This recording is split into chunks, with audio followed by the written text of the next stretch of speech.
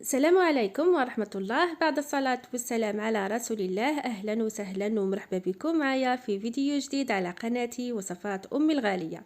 نتمنى دائما تكونوا بصحة جيدة وانتم تشاهدوا فيديو اليوم حبيت نشارك معكم خبز ولا أروع، رائع جدا، طري، إسفنجي، خفيف، قطني.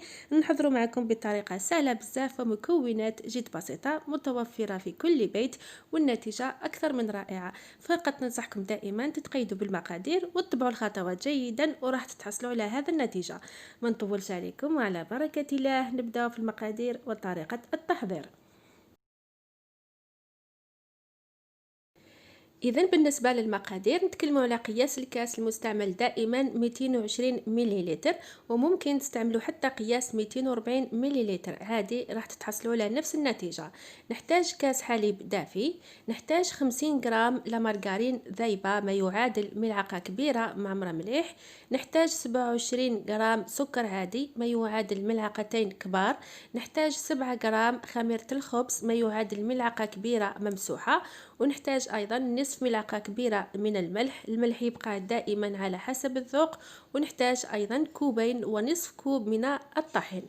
راح نبداو في طريقة التحضير. في الوعاء راح نحط كل المكونات، نحطو الحليب والسكر وخميرة الخبز والملح ولا مارغرين ونخلطو مليح حتى يتخلطوا المكونات كلهم مع بعضهم.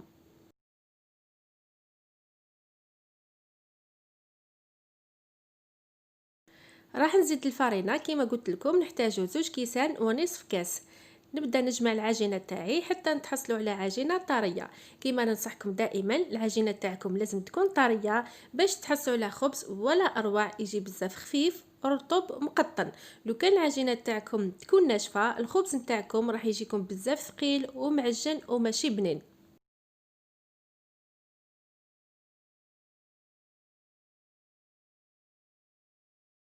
راح نرش شويه فرينه فوق البلون دو طرافاي ونحط العجينه تاعي ونكمل نجمعها. هنا راح نجمعها فقط، ما نعجنهاش كما عودتكم دائما، بدون عجن وبدون دلك وبدون اي مجهود.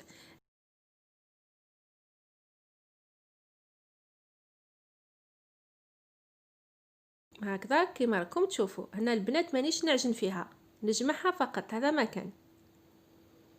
هاي لكم العجينه تاعنا كما راكم تشوفوا، عجينه طريه ما شاء الله. بالنسبه لي العجينه تاعي خدت لي 2 كيسان ونصف كاس تاع الفارينه بالضبط. كما نقول لكم دائما على حسب نوعيه الفارينه اللي تستعملوها، ممكن تاخذ لكم اكثر او اقل. هنا راح نحطها في الوعاء ونغطيها ونحطها في مكان دافي ونخليها تقريبا 30 دقيقه باش تخمر ويضاعف الحجم تاعها وتجي ما شاء الله.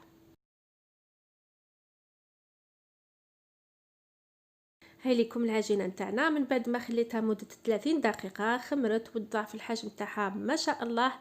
راح نخرج منها الهواء بهذه الطريقه، هذه الخطوه مهمه جدا. هنا من بعد ما كورت العجينه تاعي راح نحطها فوق ورق الطهي ونغطيها ونخليها ترتاح مده 5 دقائق فقط، هذا ما كان. هنا من بعد ما خليت العجينه تاعي ارتاحت مده 5 دقائق، نبدا نبسطها بالحلال بشكل دائري والسمك يكون شويه خشن.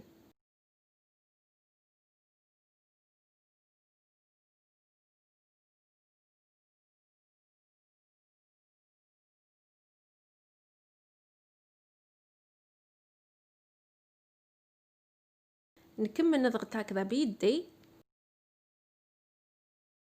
هكذا كما راكم تشوفوا.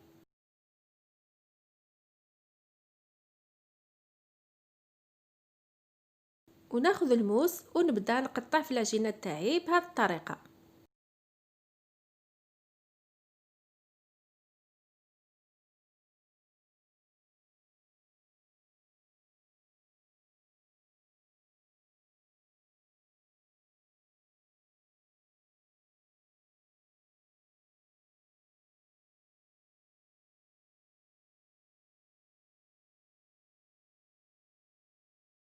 كما راكم تشوفوا الطريقه بزاف سهله.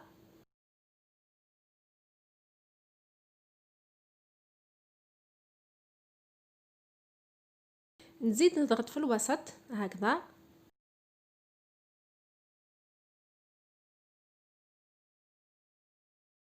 ناخذ فرشيطه ونثقب مليح هكذا باش العجينه نتاعنا ما تتنفخش في الفرن.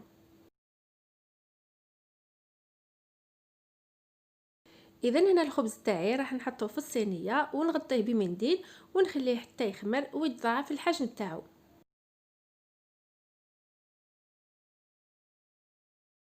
هنا من بعد ما خمر الخبز تاعي بالنسبه ليا خليته مده 10 دقائق فقط، خمر وضاعف الحجم تاعو. راح ناخذ صفار البيض مع شويه نتاع الحليب نخلطه مليح ونبدا ندهن الخبز تاعي.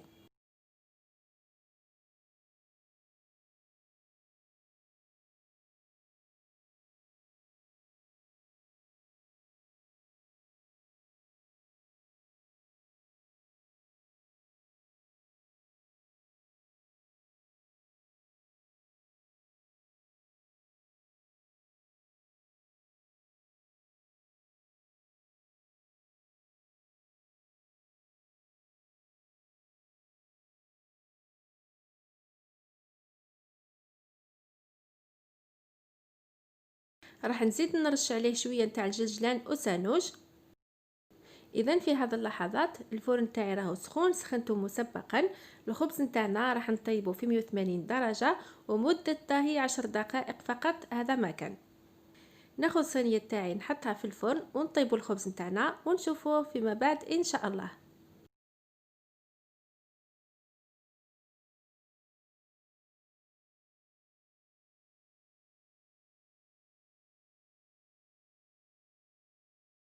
اذا هذا هو الشكل النهائي للخبز اللي حضرته معكم اليوم. كما راكم تشوفوا من بعد ما طاب وتحمر الخبز نتاعنا جا ما شاء الله، يجي بزاف رطب خفيف مقطن اسفنجي، والنتيجه راهي امامكم. والاهم في ذلك يجي بزاف بنين. حضرناه بمكونات جد بسيطه متواجده في كل بيت وسهل وسريع جدا في التحضير. وكما شفتوا حضرناه بطريقه بسيطه جدا، يعني اي مبتدئه تقدر تحضره بكل سهوله، خاصة إذا تقيدتوا بالمقادير وحضرتوه بهذه الطريقة. هنا راح نقسمه لكم من أجل مصداقية الوصفة كما عودتكم دائما. نتمنى إن شاء الله الوصفة تاع نهار اليوم تنال إعجابكم وتجربوها وتحبوها، وننصحكم تجربوا هذا الخبز لأنه فعلا وصفة تستحق التجربة. اكيد اذا عجبكم الفيديو ما تنسونيش باللايكات وبارطاجيو مع لي زامي تاعكم للاستفاده. واللي مازال ما اشتركش في قناتنا ندعوكم للاشتراك وضغطوا على الجرس حتى يوصلكم ان شاء الله كل جديد. واذكروا الله كثيرا وصلوا على النبي عليه الصلاه والسلام. نتهلاو في رواحتكم، في امان الله.